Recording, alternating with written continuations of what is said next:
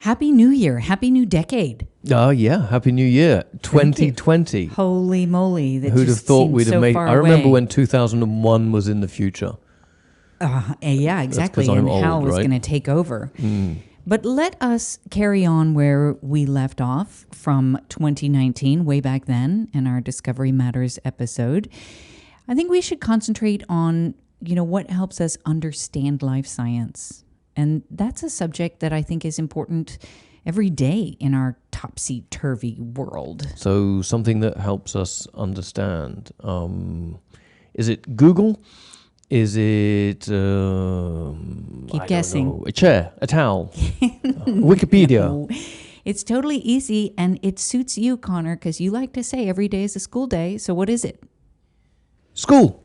Education. It's education. That is what matters on today's episode. You got it. Let's do this.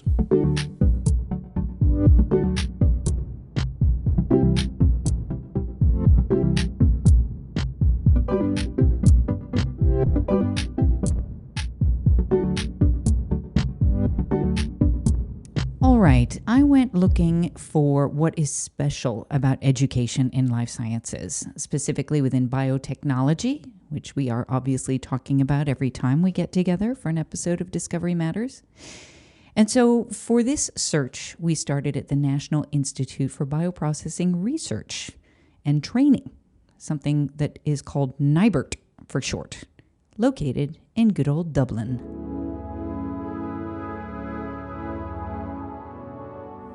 Hello, my name is Killian O'Driscoll, and I am the Director of Projects at the National Institute for Bioprocessing Research and Training, more commonly known as NIBRT, and we are based here in Dublin in Ireland. So what is NIBRT exactly, and how did it get started? So the original concept for NIBRT goes back to the early 2000s. And really what the catalyst for establishing NIBRT was that Ireland has a very long history of pharmaceutical manufacturing, really from the 1950s, 1960s onwards. But around the 2000s, we started to hear from key clients that the types of molecules that they were manufacturing was beginning to change. While there was still a very strong emphasis on small molecule, that really a very significant growth area was in the large molecule or biologics area.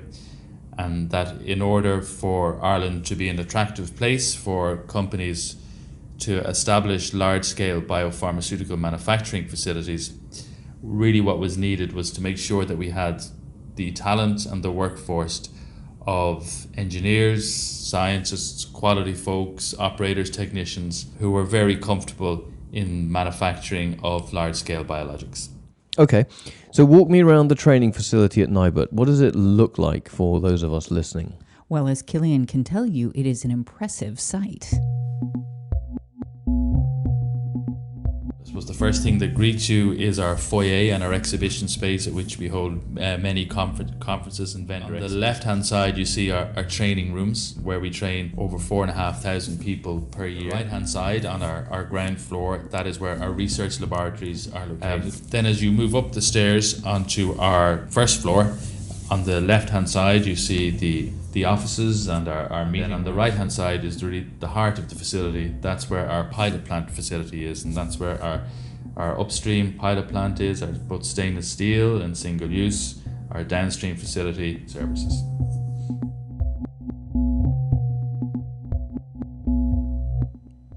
Sounds like they've got all the toys. It's really well equipped, at least. Yeah, I'd say NIBRT is the gold standard for other educational places for biopharma manufacturing. Thank you for that compliment. I first read about NIBRT because I happened upon an article that came from the European Union and was talking about a program funded by the EU and the Irish government. And it's called the Springboard Plus program. And what Springboard Plus was originally designed to do was to help people from other sectors whose industries were consolidating. So these were people who had found themselves, through no fault of their own, perhaps they'd worked in the construction sector, and as that consolidated, they were made redundant and they were looking for new opportunities. So each year we would train close to 400 people from other sectors who wish to work within biopharma. So they might come without a science background, without an engineering background, and we would take those folks, work very closely with them, help develop their competence, their confidence, introduce them then to our biopharma clients. And as I mentioned, each year we train around 400 of them, and the very significant majority of our Springboard Plus clients would go on to have very successful career opportunities within these blue chip biopharma companies. So it's never too late. You're never too old to learn a new skill. It's never too late to become a scientist. Absolutely not. But the main reason I got a hold of Killian was to talk about something called Biopharma 4.0. Sounds super trendy, right?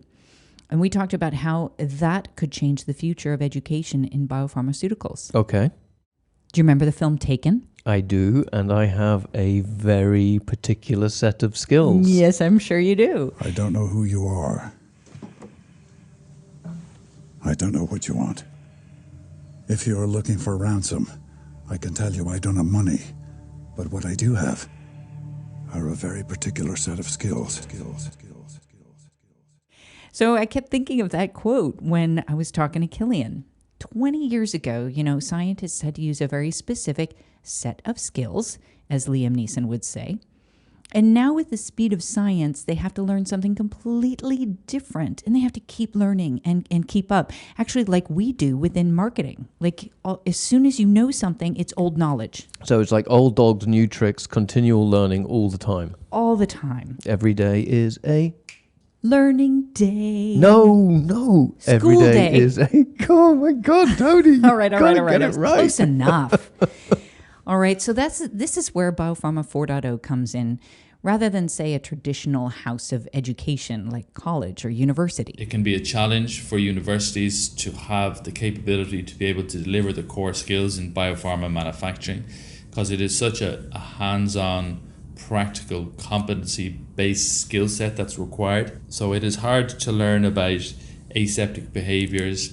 It is hard to learn about protein purification or cell culture, really without getting that hands-on practical experience. And that's quite an expensive mode of training to deliver. So there's some obstacles there to deliver that to large-scale undergraduate courses, for example. So that's why we're very pleased here in NIBRT that we have our training facility, that we can make that available to all the universities and the Institute of Technology here in Ireland and indeed internationally. Certainly over the last number of years, we've started to hear very strongly about Industry 4.0, which is essentially the impact of digitization on manufacturing. Some other manufacturing sectors, such as the automobile industry, the aeronautical industry, have moved quite considerably in this direction, but biopharma and the pharmaceutical industry in general hasn't moved. And again, for some very genuine reasons, the highly regulated nature of our industry. But there's no doubt that the impact of 4.0 technologies is attracting a lot of attention. It can be a challenge to implement within a biopharma manufacturing facility. So we are very lucky to have this wonderful opportunity to develop some of these technologies and trial them here within NIBRT, and to develop use cases for what technologies work, what technologies create efficiencies, and what have meaningful impact on biopharma manufacturing. So Killian said something really interesting back there. He compared biopharmaceuticals with the automotive industry. Does he mean that with this 4.0 thinking and training that biopharmaceutical manufacturing in the future is going to be completely automated, and this new set of skills that scientists need are going to be programming and robots and so on, rather than what they do today? I mean, how far can this go? I know. It's kind of easy to run away with the idea of dystopia or go super far into science fiction. But Killian told us it's kind of a hybrid. I don't think anything will ever replace the core analytical skills and the problem-solving skills of a top quality scientist or a top quality engineer.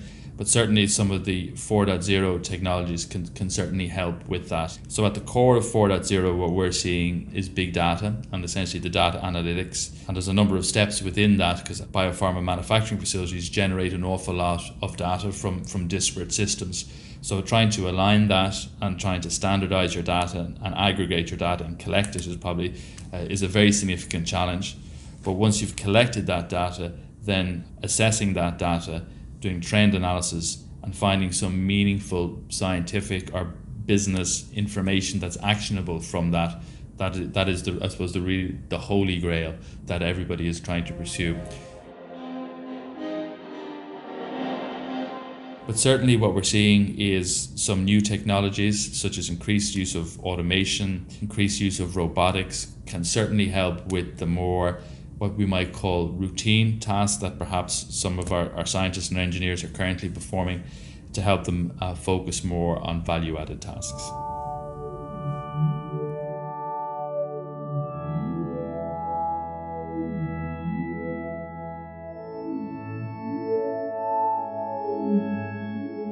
Okay, let's say goodbye now to Killian and Dublin. Bye guys, bye. And let's look deeper into something he mentioned back there.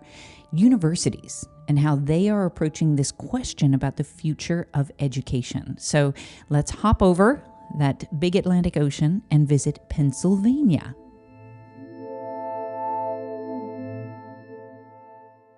Hi, I'm Ron Kander. I have 2 roles at Jefferson. I'm Dean of the Canbar College of Design, Engineering, and Commerce, which has the Design, Engineering, and Business degrees. And I'm also Associate Provost for Applied Research. Okay, I'm sorry, and I'm sure he's really bored of this, but is Ron true to his name? We love a good pun We on do? this podcast.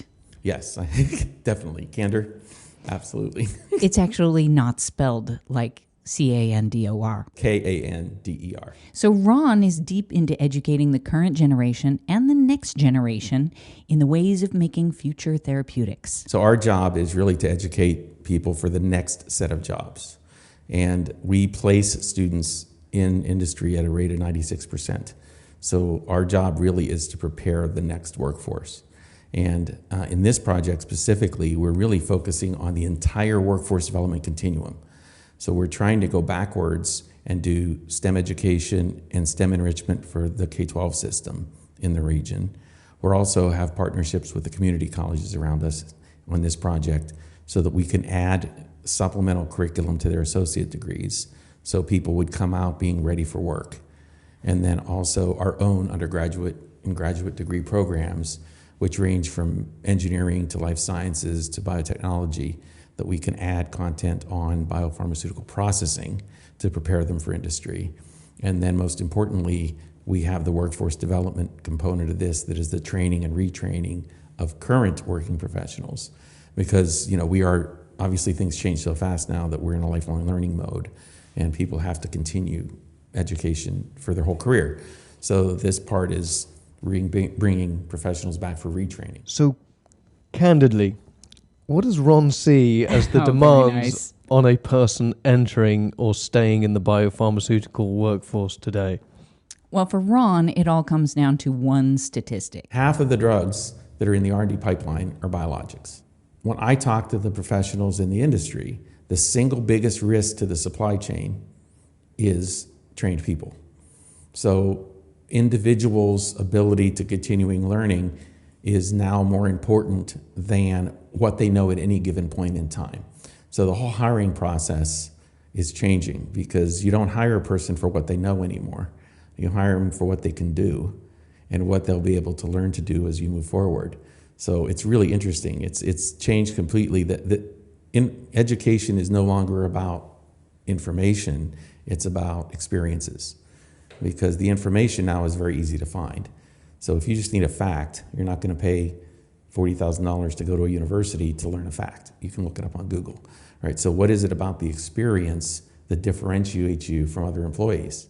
Okay, so we know that, but how does Ron then, as the dean of a university, deal with that? I tell my faculty that their job is to supply education, experiences, and employment, the 3 E's, for their students. But that's not what we measure.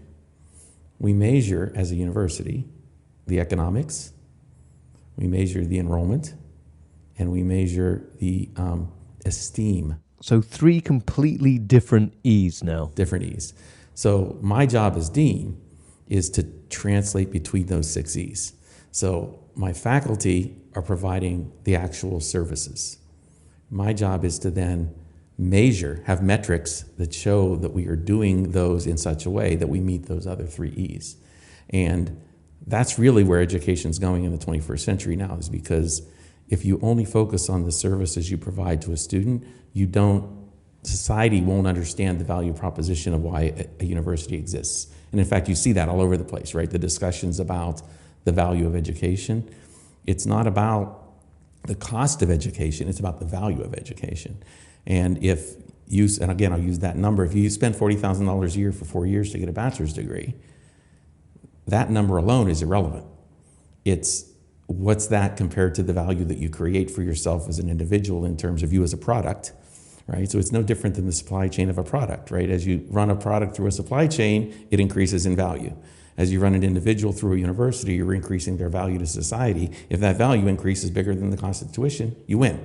And listening to all of this, there was something at the back of my head that was kind of going scratchy, scratchy, scratchy.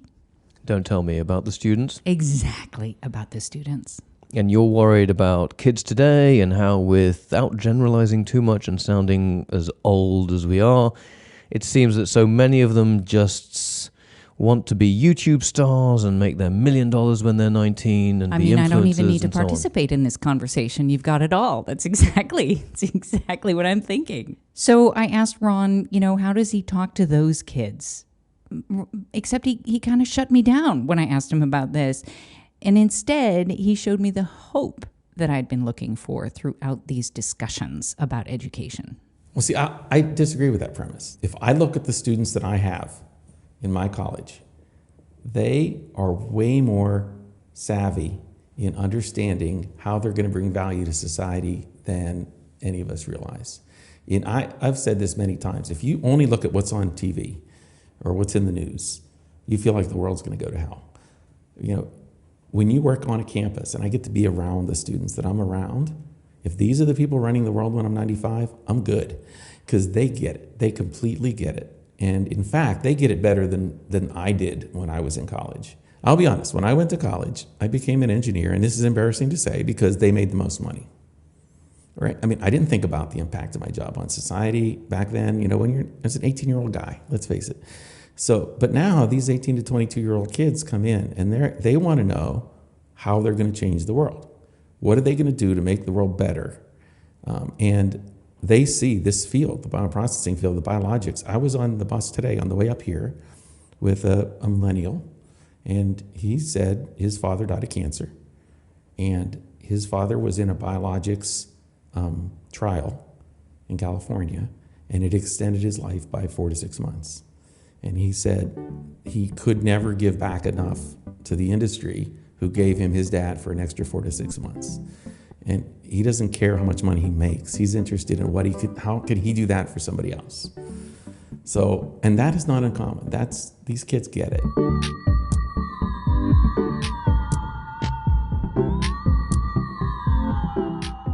Wow, so actually maybe we're just falling into that trap that older generations fall into, which is you look back and you say, well, nothing's the way it used to be when I was a little one. Yeah. When we walked a mile in the sno to get to school. Exactly, and we lived in a hole in the middle of the road. and we had coal for breakfast. That's right. Well, maybe we shouldn't worry so much. If Ron's right, the next generation is actually getting ready to save the world.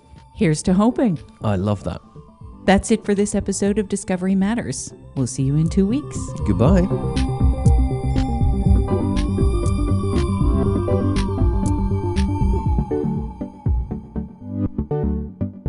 Our executive producer is Andrea Killen. Discovery Matters is produced in collaboration with Soundtelling. Production and music by Thomas Henley. Hey, give us a rating on your podcast app while you're there. We'd love to hear what you think. Press the buttons with stars on it. Thanks very much.